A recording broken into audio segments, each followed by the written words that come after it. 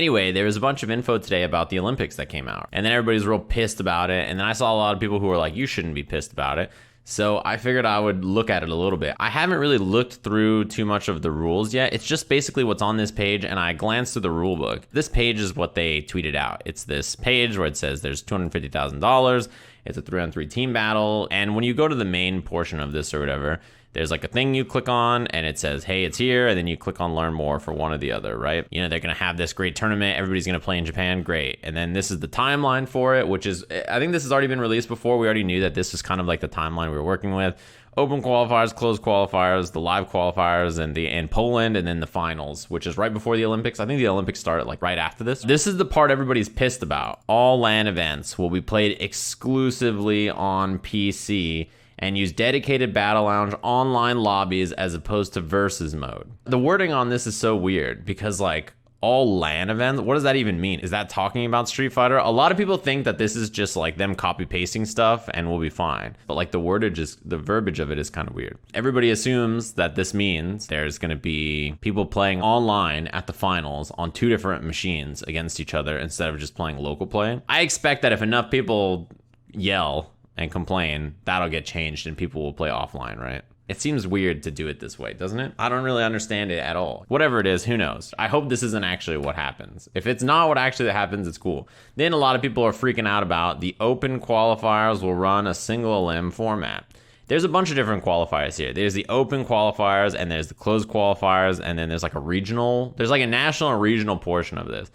From what I understand, the open qualifiers that are single elim are kind of like a last chance to get in kind of thing. Yeah, I mean, it's an Intel sponsored thing, so obviously it's on PC, everything's on PC. Why does the Japanese team get an automatic spot in the Tokyo finals? Japan is the host country, so we felt it was appropriate for a Japanese team to be represented. A lot of people expect it already. Although from what I understand, the Japanese team is automatically qualified and the first seed. That's pretty buff, isn't it?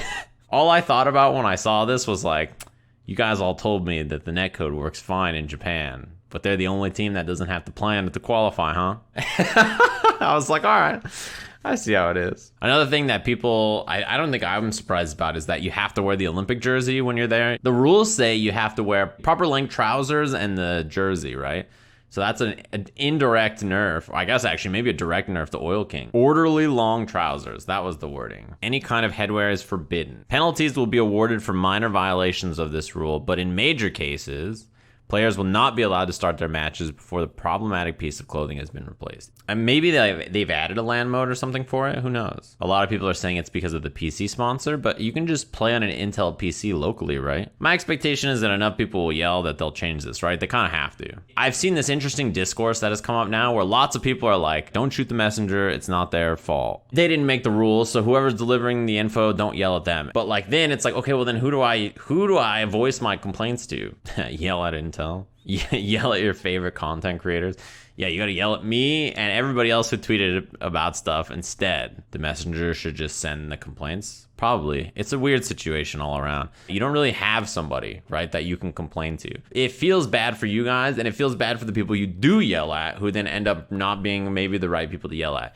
Then you compare it to something like what happened with KI back in the day, where the developers were super open, and then people just yell at the developers all the time. They couldn't live their lives without people coming after them all the time. It's like a give and take kind of situation. I think that Street Fighter has that weird communication issue, which is really this last week you've noticed it the most, I think. Yeah, maybe it is by design, Esteban, I don't know. There is no lightning rod, so then people end up just spamming and yelling at people all over the place, anybody related to Capcom, and it's like quite weird. Could you imagine if there was an Intel or Capcom or ESL community meat shield, like a community manager, to eat the shit you're throwing, having not even read the rules, right? A lot of people are on my Twitter are pissed without reading the rules. I haven't even read the rules. I'm not pissed though. Yeah, it just feels like it's like a real spray and pray on Twitter lately. The thing about something like this is that these rules get released, right? I'm sure Capcom, whoever's on the community manager side or whoever's like the person that would even supposed to be in front of this, I'm sure that person has no idea what the fuck the rules are, right? It just gets posted and then they find out. It always seems like the worst job, right? Because the community manager's job is to be the meat shield / lightning rod and then never know what the fuck's even happening. Aren't I the community manager for Sajam Inc? Yeah, if you have a problem with Sajam, you yell at me. I will also say I don't blame any Street Fighter fans for being upset, right? Plenty of reasons to be upset about. I mean, we're years and years and years deep. And we're still upset about the same things. And also, not only that, but like, you know, all of us are like, hey, you know,